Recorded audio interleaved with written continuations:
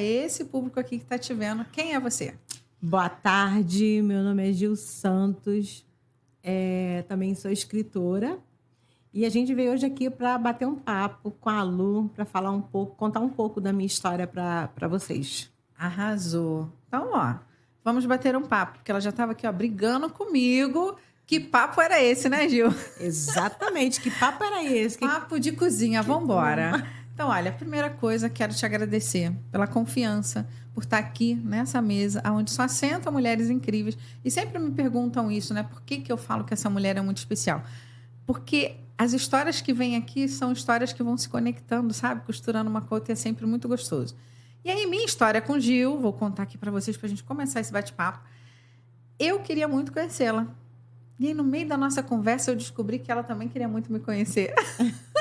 Então, olha que delícia, a gente vai costurando isso. Gil, deixa eu começar por esse ponto, tá? Muitas vezes a gente não sabe o que a gente está mostrando para o outro. A gente faz o melhor que a gente pode, né? Uhum. Mas com a interpretação do outro sobre a nossa imagem, a gente não sabe. Quem é a Gil que você acha hoje de você, que você acha que as pessoas te enxergam? Me conta. Você tem uma noção assim, mais ou menos? Fala aí. Olha, Lu, noção nenhuma, tá? Porque é verdade, eu tô falando a verdade. Eu sei porque a gente bateu esse papo. Porque a gente já conversou sobre isso. E eu também converso também com outras pessoas, principalmente com a Elisete. A gente troca muito essa figurinha aí. E ela me falou exatamente aquilo que você tinha falado, né? Que legal. Sobre essa coisa do posicionamento, sobre essa questão de as pessoas estar vendo o nosso trabalho. Uhum. Isso é muito bacana, isso é muito legal. E aí passa assim, uma confiança pra gente que está fazendo... Aquece o coração. Aquece o coração, que eu estou no caminho certo, que eu estou fazendo a coisa certa. Sobre isso. Então, vamos pegar esse gancho aí agora do caminho, tá? Que momento que você se torna escritora? Da onde que a Gil tira essa história e fala assim, hoje eu quero escrever, contar a minha história, compartilhar, que foi essa história que fez com que as pessoas se conectaram com você, né? Então, conta um pouquinho, que momento você decide da vida assim, resolvi, acordei, quero ser escritora. Foi assim? Não, Lu, não foi nada disso. Não aconteceu, comigo não aconteceu dessa maneira, tá? De nascer, eu quero ser escritora. Uhum. Nasceu Gil escritora no momento de dor, no momento de perda, no momento assim de muito sofrimento. Certo.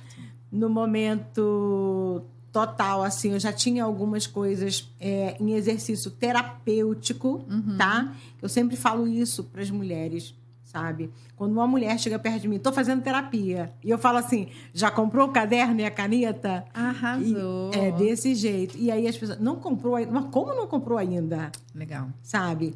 Porque foi dessa maneira que comecei a escrever, porque a gente tira a dor da gente e coloca no papel. Transforma ela. Transforma, faz aquela transformação e a gente respira fundo, aliviado, sabe? Porque tá tudo lá no papel.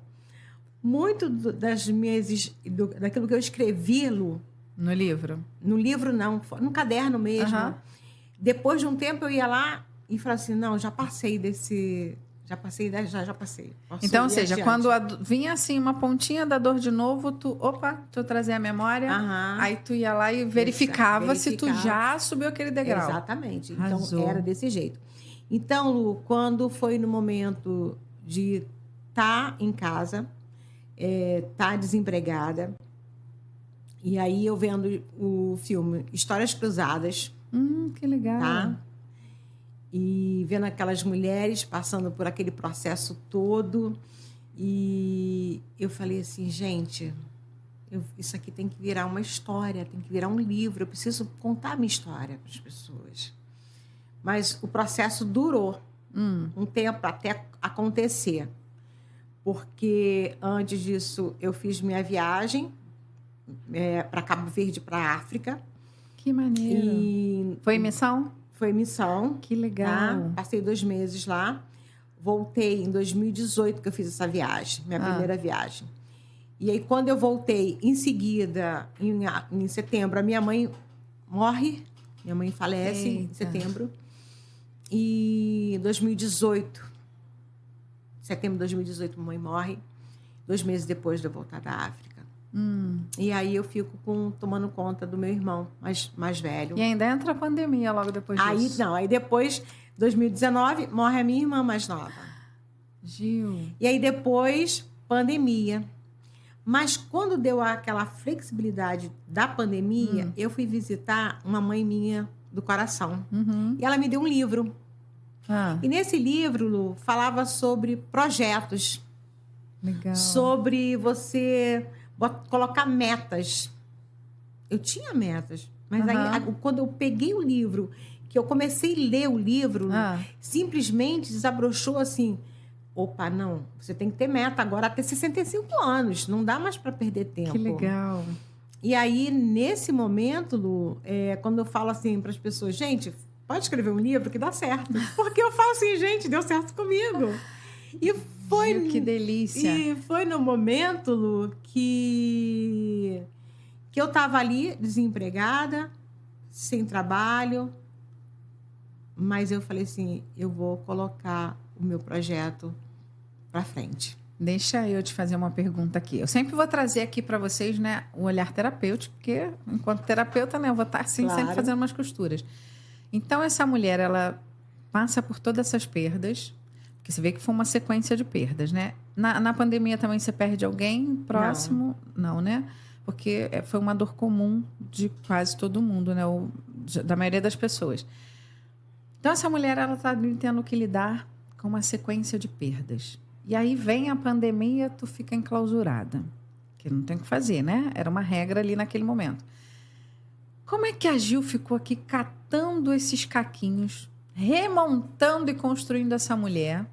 Porque você estava tendo que se reconstruir ali, né? Nesse momento você estava fazendo a terapia, como você falou. Adorei a sua dica, vou pegar esse gancho aqui. Eu ensino isso na terapia, que é muito importante fazer esse exercício que ela acabou de dizer. Tira daqui e coloca no papel. E escrever faz esse movimento de que... são 3 processos, tá? Eu penso, eu falo e eu concretizo. Tá?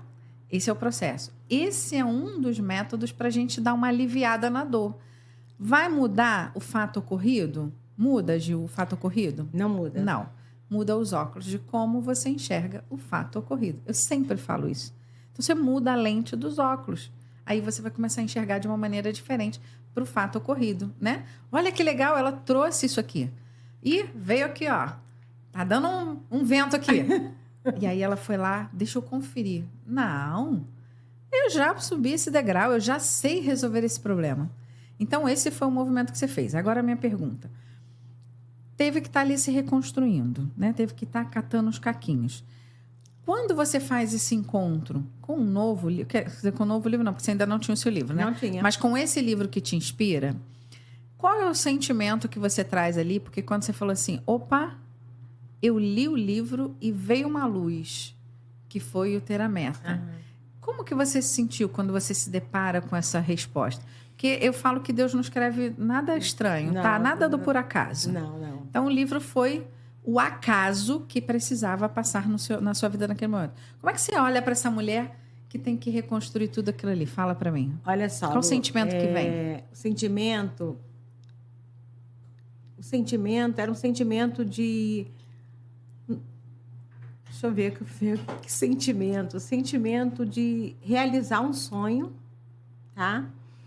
Mas como realizar esse sonho sem condições financeiras, tá? Mas é uma luz no fim do túnel nesse momento?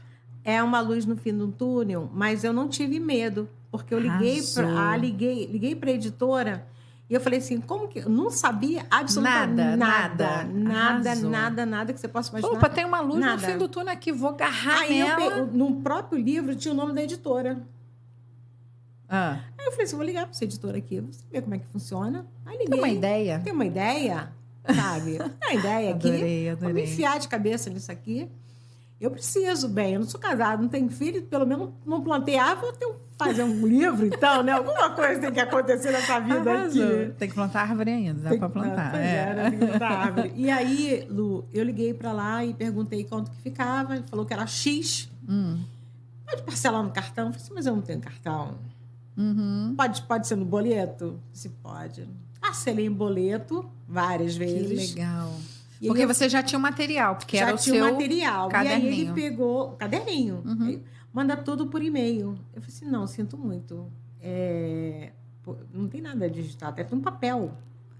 Eu vou enviar isso do jeito que está e vocês me ajudam também a concretizar esse sonho. Claro que eu tive ajuda também de uma grande amiga minha, que até hoje, que é a Alceni, que ela faz parte do meu 2º livro. Legal.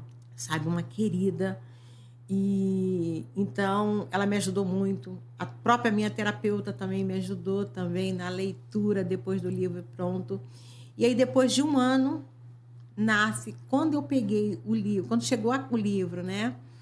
Antes de um ano chegou o livro na minha casa, que ainda ficava faltando 2 prestações. Ai, gente, como é que é essa emoção, amiga? Abrir a caixa, me conta. abrir a caixa assim, você pegar assim e olhar e ver a tua história ali. Arrasou. Sabe? Dá uma sensação de medo, porque era um mundo que eu desconhecia total, eu não sabia. Porque na minha cabeça, eu ia chegar no evento e ia vender todos os livros, sabe?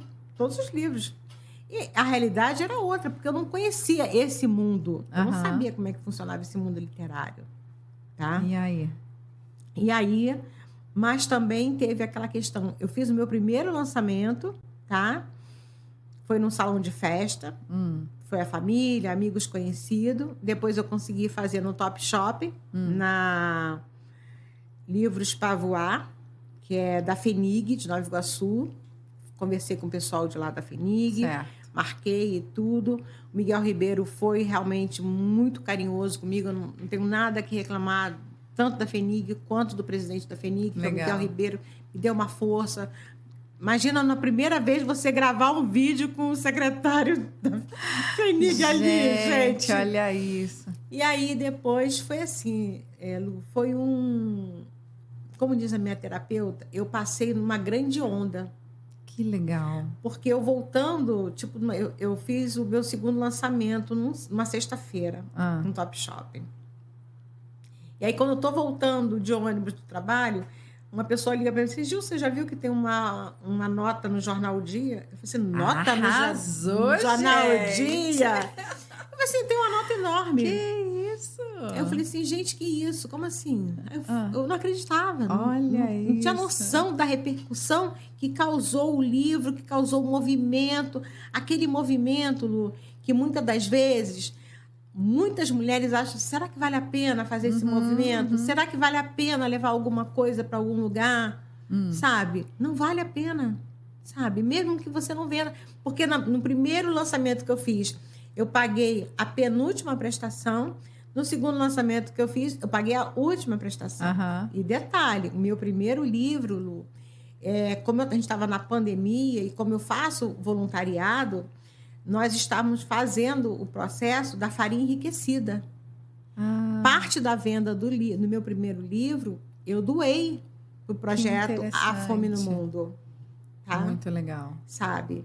Então, quando eu vendia uma quantidade maior, eu depositava ali. Já estava toda feliz de entregar. Sabe? De entregar uma parte do projeto A Fome no Mundo. Legal. Porque era para as crianças, sabe? Legal. Deixa eu pegar um pouco mais, eu vou catucar mais, tá? Pode Nem vai ficar com medo, porque já faz terapia. Não tem problema. Nem vai ficar com medo. Vamos catucar aqui que a gente quer saber mais. Como que você... Porque você já entendi que você foi lá, catou os caquinhos. Eu queria que você falasse agora um pouquinho para essa pessoa que está te ouvindo que você cometeu uma loucura. E foi lá. E fez, e se desafiou e correu atrás. O que você diria para essa pessoa que está te ouvindo agora que ela tem sonhos para poder realizar? E qual é a sua missão, assim, de essência, que você sente e fala assim, cara, eu quero contar a minha história. Mas por quê? Para ter fama? Para sair no jornal? Para que você queria contar a sua história? Olha, eu acho que se você tem esse desejo de querer contar a tua história, eu acho que você não tem que temer nada. Arrasou. Sabe? Tem que ir mesmo, enfiar a cabeça e ir embora. Porque quando eu quis fazer isso, não foi para me promover, porque eu não sabia o que ia acontecer comigo. A única coisa que eu achava, que eu ia chegar no local, eu ia vender meus livros. Porque não era pouco, era muito, tá? Porque o contrato da editora era uma quantidade enorme de livros. Então, hoje a gente já consegue essa flexibilidade. Então, hoje eu já entendo mais disso. Hoje eu já sei como chegar, não é tanto, pode fazer isso, pode... Ok. Então, hoje é diferente. Mas naquele momento, não, sabe? Então, ou seja, sabe o que me veio na cabeça agora? Lembra aquele filme, que eu não vou lembrar o nome agora? Acho que é Em Busca da Felicidade, eu não tenho certeza. Que o ator, ele leva um bando de impressora para casa, que ele fala, Em Busca da Felicidade. A Procura da Felicidade. Veio ele aqui na cabeça agora, gente. Então, o Gil fez A Procura da Felicidade com um bando de livros, uma pilha de livros dentro de casa. E, gente, eu tenho que vender isso. Alguém quer... Deu medo, Gil, de como é que... Alguém quer ouvir a minha história? Deu medo? Olha, deu medo, tá? Mas a minha tranquilidade, Lu, é de saber assim, os meus livros estão todos pagos, sabe? Estão todos pagos. Então, eu não estou em débito com ninguém. Certo. Eu vou vender, se vender, tudo bem, se não vender também, mas eu coloquei a minha história adiante. E por que você queria colocar a sua história? É isso que eu quero ouvir. Porque também, Lu, eu falava também na minha história, no meu livro, eu falava sobre a PEC das empregadas domésticas. É uma questão que eu defendo, essa questão, sabe? E também falar sobre tudo aquilo que eu passei na infância, adolescência, sobre abuso sexual. Então, e a gente sabe que isso acontece até hoje, várias coisas, que as pessoas não têm que ter medo, nem vergonha de falar sobre isso. Eu vou te dizer o seguinte, que depois de um tempo, eu lendo meu livro, eu falei assim, caraca, tu é muito maluca, mulher, tu é doida. Viu o que eu falei? Tu cometeu uma loucura. Exatamente. Adorei, cara. Eu falei assim, Gil, eu falei pra mim, Gil, tu é muito doida. Como tu faz isso? Tu bota tudo isso no livro pra todo mundo. Adorei, Sabia adorei. da